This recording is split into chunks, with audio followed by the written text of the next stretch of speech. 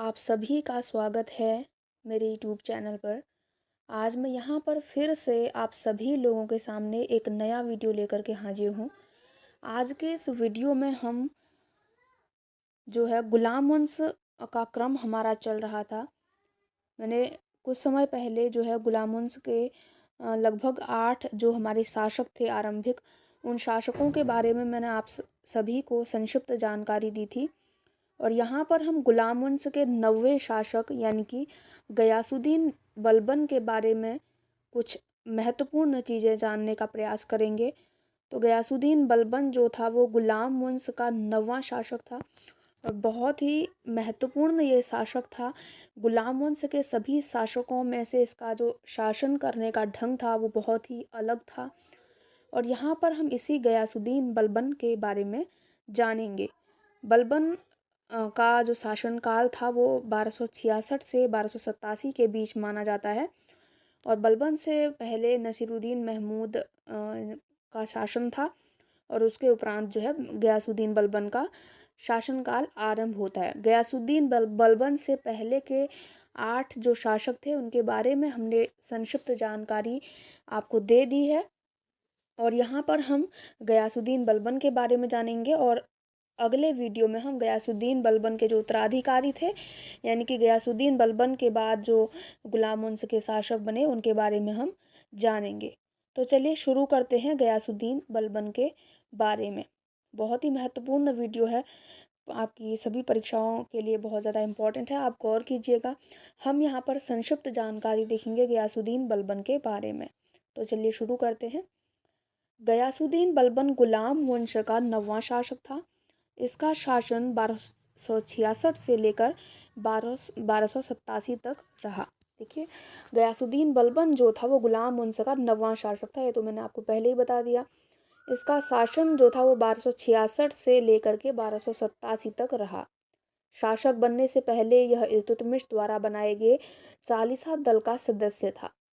देखिए, जब हमने इल्तुतमिश के बारे में वीडियो बनाया था उसमें आप सभी लोगों ने देखा होगा कि जो इल्तुतमिश था इसने एक दल बनाया था जिसका नाम तुर्कान ए चहलगानी या 40 अमीर सरदारों का दल या चालीसा दल जो है उसने बनाया था, जिसमें 4 अमीर तुर्की सरदारों का दल इसने बनाया था। 40 अमीर तुर्की सरदारों का दल इसने बनाया था। तो इसी चालीसा दल का एक सदस्य था बलबन। इस दल को तुर्कान चहलगानी के नाम से जाना जाता था। लेकिन जैसे ही बलबन का शासनकाल आरंभ हुआ उसने इस तुर्कान ए चहलगानी का अंत कर दिया। किसका अंत कर दिया? चालीसा दल का, यानी कि इल्तुतमिश के द्वारा जो बनाया गया चालीसा दल था उसका अंत किसने किया? बलबन ने। तो तुर्कान ए चहलगानी का अंत कर दिया उसने अपने शासनकाल में। बलबन एक निरंकुश शासक था। इसने अपनी निरंकुशता के कारण अमानवीय ढंग से तलवार के बल पर शासन किया। इसका शासन 1265 या 66 से 1287 तक रहा। देखिए, गयासुद्दीन बलबन का जो समय है वो 1265 या 66 से 1287 तक माना जाता है। आगे देखते हैं। बलबन ने अपने दरबार में ईरानी परंपराओं पैबोस जैसे कि सुल्तान के चरणों को चूमना, पैबोस का मतलब होता है कि सुल्तान के चरणों को चूमना, और सिजदा यानी कि भूमि पर लेटकर अभिवादन करना जैसी रीतियों का आरंभ किया। इसके साथ ही उसने अपने दरबार में प्रतिवर्ष नौरोज या नवरोज के त्यौहार को मनाना शुरू किया। देखिए, यहाँ पे हम गुलाम वंश के 9वें शासक के बारे में जान रहे हैं। ये बहुत ही निरंकुश शासक था, ये हमने जान लिया। इसने तुर्कान ए चहलगानी का अंत कर दिया, यानी कि 40 अमीर सरदारों का जो दल पहले से चला आ रहा था उसको समाप्त कर दिया इसने। और साथ ही एक निरंकुश शासक था। इसने अपनी निरंकुशता के कारण मानवीय ढंग से तलवार के बल पर शासन किया। बहुत ही निरंकुश शासक था और इसने तलवार के बल पर शासन किया। लोगों के दिलों में दहशत इसने पैदा कर दी अपनी। बलबन ने अपने दरबार में ईरानी परंपराओं, देखिए ईरानी परंपराओं का इसने शुरुआत किया अपने दरबार में।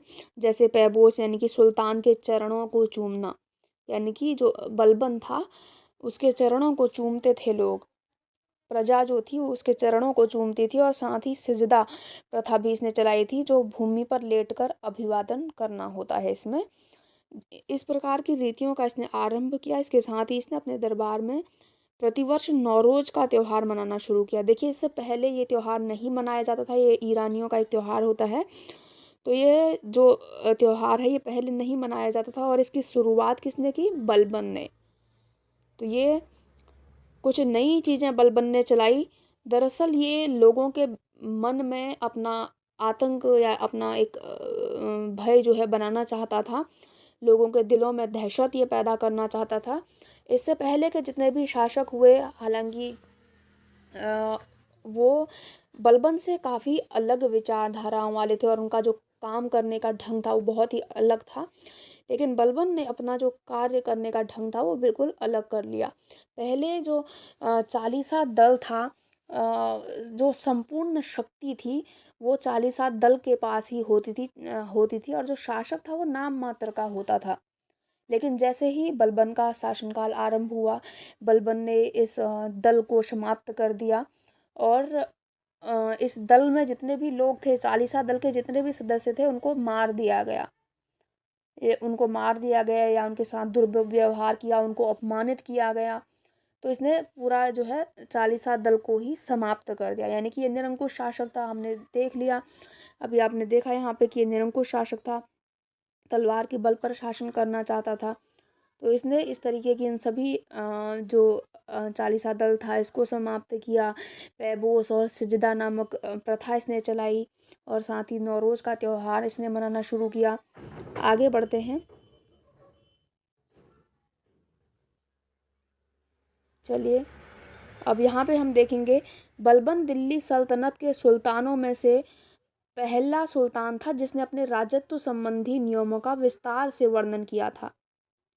उसके राजत्व सिद्धांतों की विशेषताएं निम्नलिखित हैं। यानी कि बलबन वो पहला शासक था जिसने अपने राजत्व संबंधी जो नियम थे उनका वर्णन किया था। यानी कि मेरा जो शासन है वो किस तरीके का रहेगा, यानी कि मैं किस ढंग से शासन करूँगा और प्रजा को कैसे रहना है, मुझे कैसे कार्य करना है। तो उसके जो राजत्व संबंधी सिद्धांत थे वो क्या थे, हम यहाँ पे देखते हैं। पहला था यहाँ पे, सुल्तान का पद ईश्वर के द्वारा दिया गया है, सुल्तान का निरंकुश होना आवश्यक है। ये बलबन का मानना था कि सुल्तान का जो पद है वो ईश्वर के द्वारा दिया गया है, और सुल्तान का निरंकुश होना आवश्यक है। ये बलबन का कहना था। देखिए, निरंकुश था, यहाँ पे हमने देख ही लिया कि वो निरंकुश शासक था, और साथ ही वो ईश्वर के समान अपने आप को समझता था। यानी कि सुल्तान को ईश्वर के समकक्ष उसने रखा। बलबन का मानना था कि सुल्तान पृथ्वी पर ईश्वर का प्रतिनिधि होता है, और उसका स्थान केवल पैगंबर के पश्चात है। आप देख सकते हैं कि किस तरीके की उसकी नीतियाँ थी, किस तरीके की उसकी विचारधारा थी, और उसका शासन प्रशासन कैसा रहा होगा। उसका मानना था कि सुल्तान पृथ्वी पर ईश्वर का प्रतिनिधि होता है। यानी कि कहीं न कहीं बलबन जो था वो स्वयं को ईश्वर के समकक्ष रख रहा था। यानी कि ईश्वर के समकक्ष उसने अपने आप को रखा, और बोला कि ईश्वर का प्रतिनिधि होता है सुल्तान, और उसका स्थान केवल पैगंबर के पश्चात है। बलबन गुलाम वंश के सभी शासकों से विपरीत विचारधाराओं वाला था। वो अपने दरबार में कभी भी हंसता नहीं था, और शराब पीने पर भी उसने प्रतिबंध लगाया था। उसने शराब पीने पर भी प्रतिबंध लगाया था, और साथ ही अपने पद की प्रतिष्ठा में उसने बढ़ोतरी करने के लिए क्या किया, ये देखें आप। उसने अपने पद की प्रतिष्ठा में बढ़ोतरी करने के लिए अपने विरोधियों के मन में भय और आतंक का माहौल बना दिया। बलबन को अपने शासनकाल के दौरान कई समस्याओं का सामना करना पड़ा, जिसमें से सबसे बड़ी समस्या थी चालीसा दल की। यहाँ पे लिखा है, देख लीजिए। चालीसा दल की सबसे बड़ी उसके लिए समस्या थी। इसके अलावा मंगोल के आक्रमण से सल्तनत को बचाना भी उसके सामने बहुत बड़ी समस्या थी। देखिए, चालीसा दल की समस्या उसके सामने क्यों थी? क्योंकि वो सबसे विपरीत विचारधाराओं वाला था। उसका मानना था कि जो सुल्तान है उसको निरंकुश होना चाहिए, प्रजा को राजा के कार्यों में कोई हस्तक्षेप नहीं करना चाहिए, और सुल्तान जो है वो ईश्वर के समकक्ष है, या उसका स्थान पैगंबर के पश्चात है, वो ईश्वर का प्रतिनिधि होता है। इस तरीके की उसकी विचारधाराएं थी। तो उसके सामने सबसे प्रमुख जो समस्या थी वो चालीसा दल की समस्या थी, क्योंकि अगर वो चालीसा दल को समाप्त नहीं करता तो वो नाम मात्र का शासक होता। जैसे उससे पूर्व के जितने भी शासक रहे वो सब नाम मात्र के ही थे, क्योंकि इल्तुतमिश ने चालीसा दल की जब शुरुआत की थी तो चालीसा दल के हाथ में पूरी शक्तियां थी और राजा केवल नाम मात्र का होता था, यानी कि चालीसा दल के हिसाब से ही वो चलता था। तो यहाँ पर उसको निरंकुश अपना शासन करना था, बिना अंकुश के उसको शासन करना था, तो उसको इस चालीसा दल को समाप्त करना उसके लिए बहुत बड़ी समस्या हो गई थी। और साथ ही उस समय मंगोलों का आक्रमण यहाँ पे हो रहा था, तो उससे भी उसको जो है अपनी सल्तनत को बचाना था। उसने इन सभी प्रकार की समस्याओं का समाधान करने के लिए रक्त और लौह नीति को अपनाया। अपने विरोधियों और विद्रोह का दमन करने के लिए बलबन ने अमानुषिक और रक्त पिपासु नीति को अपनाया। उसने विद्रोहियों और विरोधियों के घर को जलवा दिया और बड़ी क्रूरता के साथ लोगों को का कत्लेआम किया। इसके अतिरिक्त उसने अत्यधिक अत्याचार किया और स्त्रियों तथा बच्चों को दास बना दिया गया। आप देख सकते हैं बलबन ने किस प्रकार की नीतियों को अपनाया। रक्त और लौह नीति को इसने अपनाया, यानी कि इसने बहुत अधिक संख्या में रक्तपात किया लोगों का। अपने जो विद्रोही थे उसके जितने भी विरोध कर रहे थे उस समय, या उसके खिलाफ किसी भी प्रकार की अगर कोई आवाज़ उठा रहा है, तो उसने क्या किया, लोगों की खाल उतरवा दी, उनको जहर देकर मार दिया गया। तलवार के बल पर उसने इस तरीके के अपमानित किया लोगों को, या जो चालीसा दल के सदस्य थे उनको जहर देकर इसने मरवा दिया। और जो विरोधी थे या इसके जो विद्रोही थे उन सभी के घरों को इसने जलवा दिया। तो देख सकते हैं आप कि कितनी दहशत उस समय फैल गई होगी इसके शासनकाल में, क्योंकि रक्त और लौह नीति को अपना करके इसने जो है शासन करना आरंभ किया। निरंकुशता से लोगों को अपमानित करना, उनके घरों को जला देना और स्त्रियों और बच्चों को दास बना लेना, इस तरीके की इसने अपनी नीतियां बनाई और इस तरीके से इसने शासन किया। तो आप समझ सकते हैं कि कैसा रहा होगा इसका शासनकाल। रक्त और लौह नीति के साथ इसने शासन किया। आगे देखते हैं ब्रिटिश पुरातत्वविद लेन पूल जो हैं वो बलबन के बारे में क्या लिखते हैं वो हम देखते हैं। बलबन विद्रोही प्रांतों पर बाज के समान टूट पड़ा। उसने निर्दयता के साथ विद्रोहियों के स्थान जला डाले और उनका वध करके खून की नदियां बहा डाली। देख सकते हैं आप, एक ब्रिटिश पुरातत्वविद हैं जिनका नाम है लेन पूल, वो भी बलबन के बारे में कह रहे हैं कि जो बलबन था वो विद्रोही प्रांतों पर बाज के समान टूट पड़ा। जैसे बाज टूट पड़ता है ना, वैसे ही टूट पड़ा। और उसने निर्दयता के साथ विद्रोहियों के स्थान जला डाले, यानी कि उनका जो आवास स्थान था उनको जला दिया गया और उनकी स्त्रियों को और बच्चों को दास बना दिया गया। कोड़े मारे गए उनको, उनकी खाल उतरवा दी गई, जहर दे करके उनको मार दिया गया। देख सकते हैं किस तरीके का बलबन का शासनकाल रहा होगा।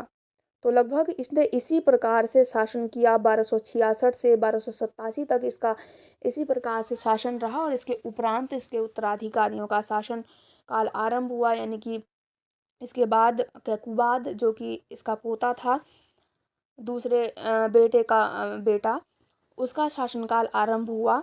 तो हमने यहाँ पे बलबन के बारे में संक्षिप्त जानकारी देखी कि बलबन का शासनकाल कब से कब तक था और किस तरीके का इसका शासनकाल रहा और इसने अपने शासनकाल के दौरान क्या क्या कार्य किए, किस तरीके का इसका शासन रहा। तो यहाँ पर हमने देखा कि बलबन का शासनकाल कब से कब तक रहा और किस तरीके की इसकी नीतियाँ थी। हमने देखा बलबन ने तुर्कान चहलगानी को, यानी कि जो चालीसा दल था, इसकी समाप्ति कर दी इसने। यहाँ पे हमने देखा कि जो बलबन था उसका शासनकाल कैसा रहा। इसने तुर्कान चहलगानी का अंत कर दिया। उसके अलावा इसने ईरानी परंपराओं की शुरुआत की। यहाँ पे पैबोस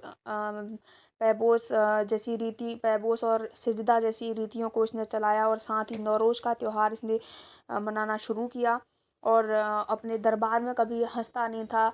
शराब पर इसने प्रतिबंध लगाया और साथ ही इसने क्या किया, रक्त और लौह की नीति इसने अपनाई और इस रक्त और लौह नीति से जो है इसने अपना शासन शुरू किया। तो 1266 से लगभग 1287 तक इसका शासन इसी तरीके से चलता रहा और 1287 में फिर एक नए शासक का शासन शुरू होता है। उसका नाम है कैकुबाद। तो कैकुबाद और उसके बाद का जो शासक था उसके बारे में हम अगले वाले वीडियो में देखेंगे। तो यहाँ पर जो हमारा वीडियो था वो केवल गयासुद्दीन बलबन से संबंधित था, जिसको हम यहीं पर समाप्त करते हैं। आशा है कि आप सभी लोगों को ये संक्षिप्त जानकारी पसंद आई होगी। अगर आप सभी को ये जानकारी पसंद आई है तो वीडियो को लाइक शेयर करना बिल्कुल भी ना भूलें और साथ ही चैनल को सब्सक्राइब अवश्य कर दें। हम आपसे मिलते हैं अपने अगले वाले वीडियो में। तब तक के लिए बाय बाय, टेक केयर।